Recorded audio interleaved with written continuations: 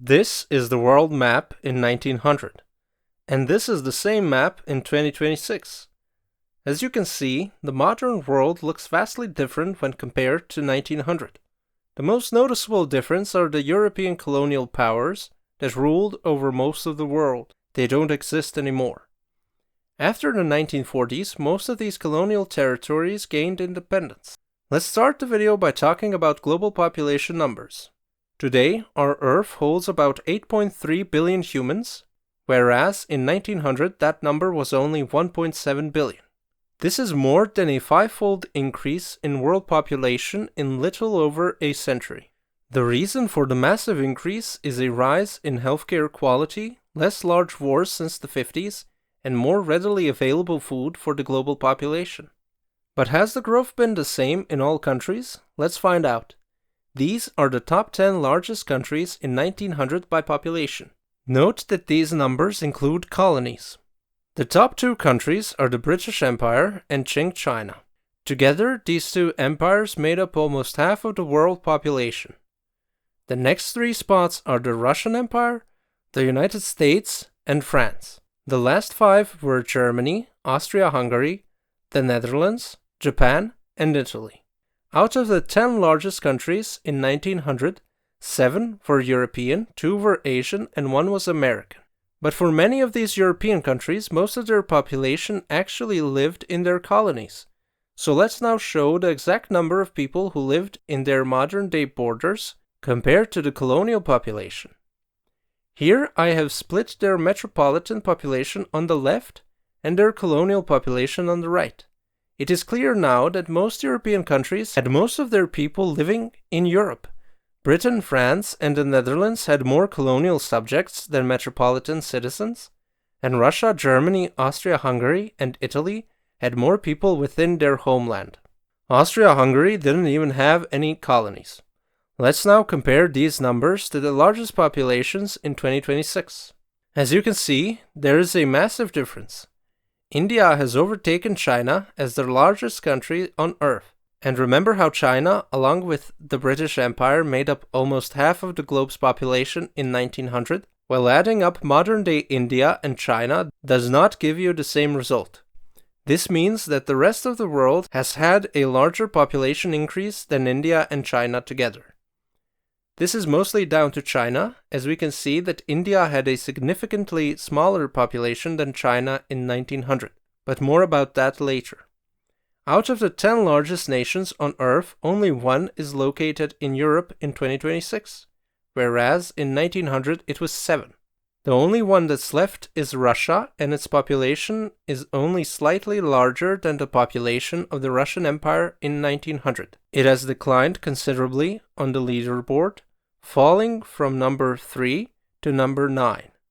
Keep in mind that the empire was much larger than modern-day Russia and included many countries that are today independent. The US has overtaken Russia. In 1900, Russia's population was almost twice as large as America's. In 2026, America is more than twice as large as Russia. If we only look at the population modern-day Russia had in 1900, without places like Ukraine, Finland, Central Asia, then the numbers are basically the same as America in 1900. Why has America grown so much more?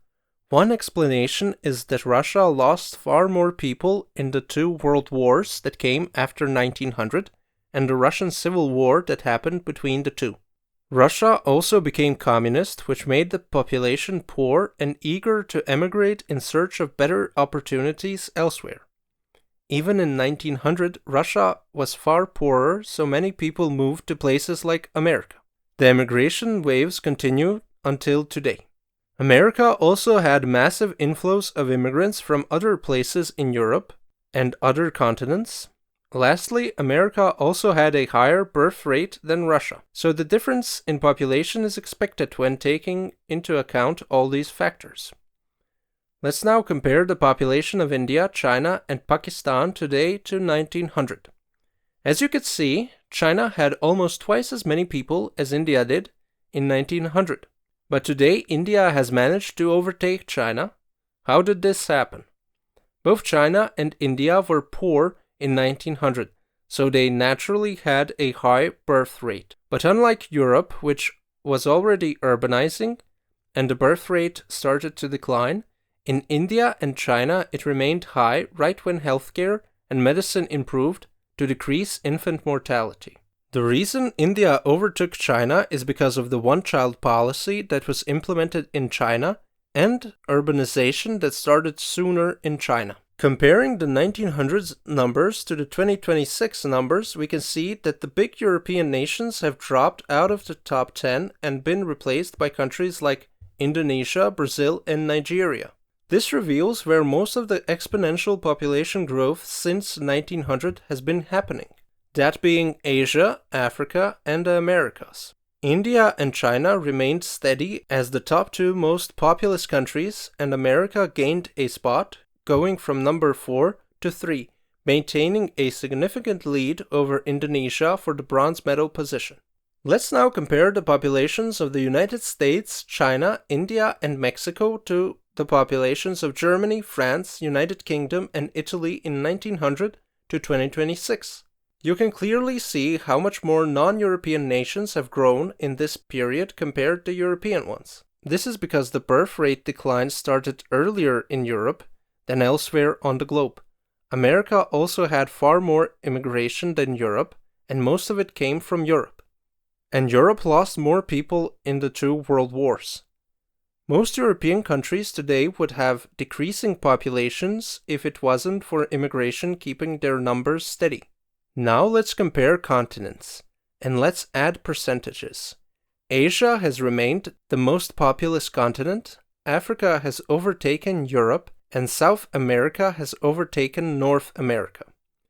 Asia has remained remarkably steady, representing more than half of the world's population in both 1900 and 2026. Europe's share has decreased considerably from 25 to less than 10% today.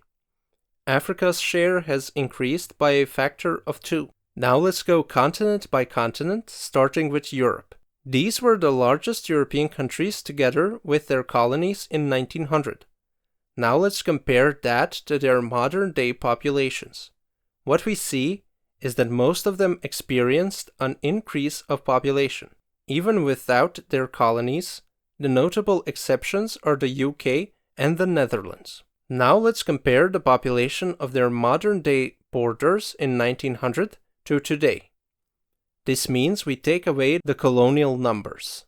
Now it's clear that all countries have grown considerably, but some of them haven't even managed to double their population. Here is a list of the most populous countries in Europe in 1900 compared to 2026. We see a meteoric rise from Turkey, which wasn't even on the list in 1900, but has now taken up second place. Russia is still number 1, Germany still leading Western Europe, and UK still with a slight edge over France. Austria-Hungary fell apart, so it's not on the list anymore. Now let's look at the 20 largest cities on the continent in 1900 and compare them to 2026. Starting with 1900, we see that London tops the list, followed by Paris and then Berlin. Let's compare this to 2026. Istanbul has risen to number 1, followed by Moscow and then Paris. Paris has overtaken London by quite a bit. Vienna has fallen completely off the map along with Budapest. Many more cities in the east of Europe have grown, like Almaty, Baku, and Athens, the first two being on the border of Europe and Asia, to be honest. The Spanish cities of Madrid and Barcelona have also seen a remarkable rise in population. For North America, we will look at Canada, the United States, and Mexico.